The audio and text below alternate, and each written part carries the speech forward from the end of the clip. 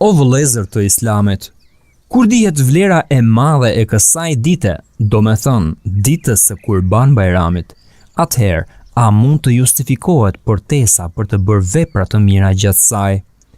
Në fakt, disa njerëz përtojnë të falin namazin e Bajramit, i cili është një sunet i fortë që nuk bën të lihet nga asnjë musliman që ka mundësi të dalë edhe të falet.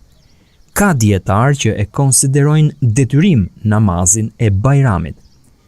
Dietari i Islamit Taqiyuddin Ahmed ibn Abdusselami ka thënë: ata që thonë se namazi i Bajramit nuk është detyrim, janë shumë larg së vërtetës. Në të vërtetë, ai është një nga ritualet më të mëdha të Islamit. Njerëzit mblidhen aty më shumë se për xhuma dhe atë ditë janë ligjëruar edhe tekbiret. Dietari Shamsuddin Ebu Bekr thot për qënjen e këtij namazi detyrim se ky mendim ka argumentin më të saktë. Përveç këtyre dy dietarëve, ka edhe dietarë të tjerë që mendojnë se namazi i Bajramit është i detyrueshëm, ndërta dietari i shquar Sidik Hasan Hani e argumenton detyrimin e faljes së namazit të Bajramit me faktin se nëse ky namaz qëllon në ditën e xhuma, ai e shfuqizon detyrimin e faljes së namazit të xhumas. Diçka që nuk është detyrim, nuk mund ta shfuqizojë diçka që nuk është detyrim. O vëllezër të Islamit, përderisa profeti i rrugës së drejtë, sallallahu alaihi wasallam, i ka urdhëruar gratë e moshuara dhe ato të smura me të muajshmet që të dalin në namazgja për faljen e Bajramit.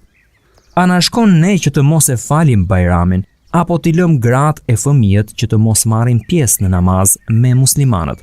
Dy janë festat tona të ligjëruara në Islam: Bajrami i Fitrit dhe Bajrami i Kurbanit. Në to madhërohet emri i Allahut, mblidhen muslimanët të cilët i bashkon lidhja e besimit të përbashkët, ndonse vendet, gjuhët dhe racat e tyre janë të ndryshme. Përderisa manifestimi i këtij rituali është detyrim në çdo rrethan, në rast dobësie dhe poshtrimi të muslimanëve bëhet edhe më detyrim. Sa shumë i tërbon armiqtë e Islamit ky manifestim, sa forcë do të kishte në grumbullimet e muslimanëve në përgjithësi, gjë që do t'i tmerronte armiqtë. Nëse muslimanët do ta kuptonin vlerën e grumbullimit dhe zemrat e tyre të bashkoheshin siç bashkohen trupat. O musliman, suneti është që të pastrohesh, të hedhësh parfum dhe të veshësh rrobat më të mira për namazin e Bajramit. Të dalësh herët për në namaz duke bërë tekbire dhe të mos hash asgjë përpara faljes së Kurban Bajramit. Sepse i dërguari i Allahut sallallahu alaihi wasallam nuk hante asgjë për Kurban Bajram derisa të kthehej nga namazi e të hante nga mishi i kurbanit të vet.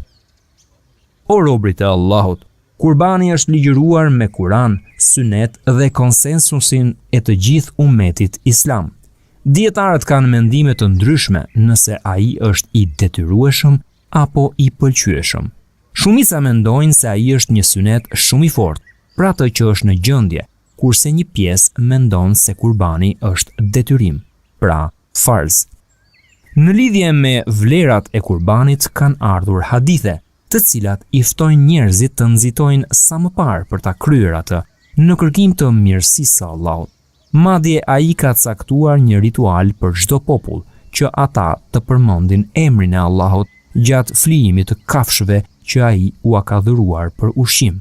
Ibn Kathiri, Allahu e mëshiroft, ka thënë: Allahu i lartësuar ka treguar se flijimi i kurbaneve dhe derdhja e gjakut të bagtive me emrin e Allahut xheleshanuhu ka qenë i ligjëruar në çdo fe. O musliman, zgjidhni kurbanet me gjithë zemër. Sa më të shtrenjta dhe të plota të jenë, aq më të dashura do të jenë për Allahun subhanahu wa taala. Dietari Taqiyuddin Ahmed ibn Abdusselami, Allahu e mëshiroft, ka thënë: sigurisht që shpërblimi për kurbanin është sipas vlerës së tij.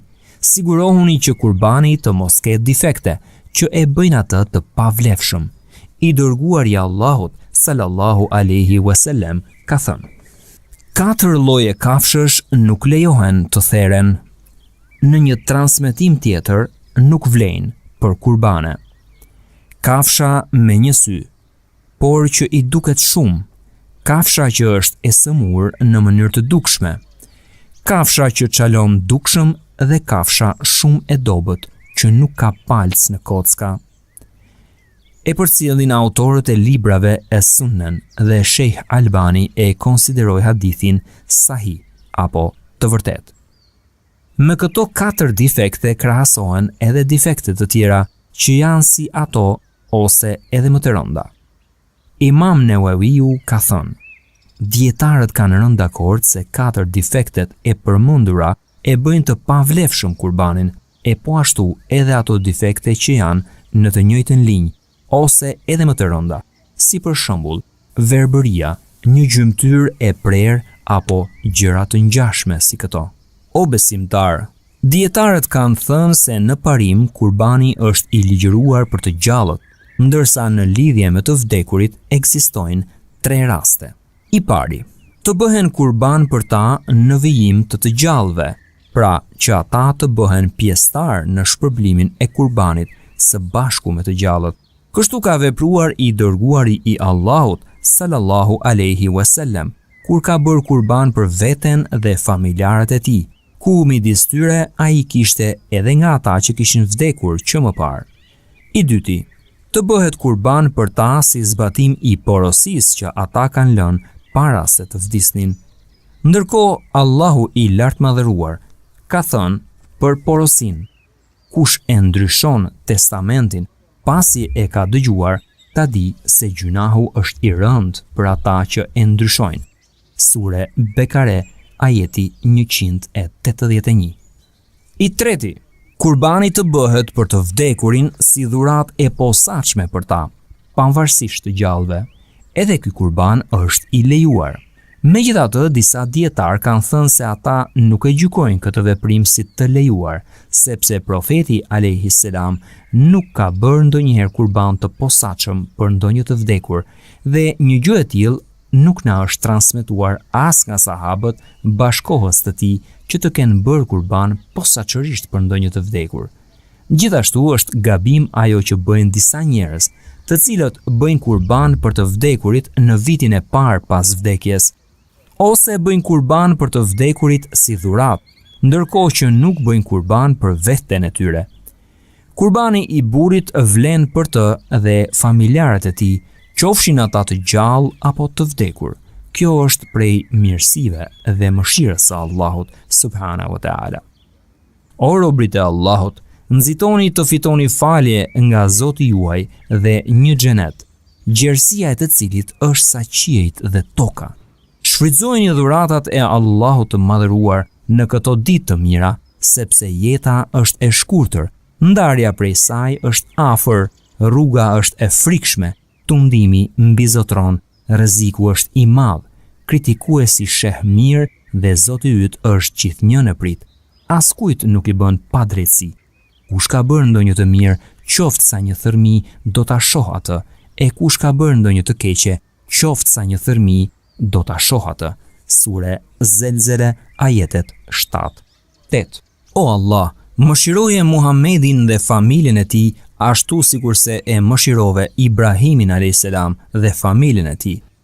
Dhe bekoje Muhammedin a.s. dhe familjen e tij ashtu sikurse e bekove Ibrahimin a.s. dhe familjen e tij.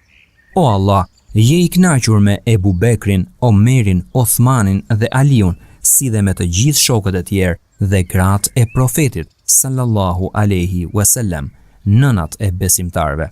O Allah, na e bëj të mbar të ndjekim udhëzimin tënd dhe punët tona bëj të kënaqshme për ty. O Zot, na jep dhe mos na privo, na ndero dhe mos na poshtro, na e shto dhe mos na e pakso. O Allah, fali besimtarët dhe besimtaret, të gjallët prej tyre dhe të vdekurit. O Allah, ndihmoj vëllezërit tan musliman kudo që janë. O Allah, jepo atyre shpëtim dhe pranoj dëshmorët e tyre. O Allah, o Zoti i vërtet, zbrit ju atyre mëshirën, pëlqimin, ndjesën dhe faljen tënde. O Allah, tregoj i mëshirshëm me të vegjëlit e tyre dhe i butë me të rriturit. O Allah, mbuloj gratë e tyre dhe falu atyre shëndet dhe fuqi.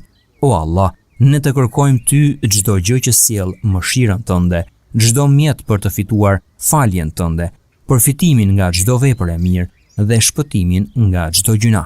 Lutja jone e fundit është se çdo lavdrim dhe falënderim qoftë për Allahun, Zotin e botrave.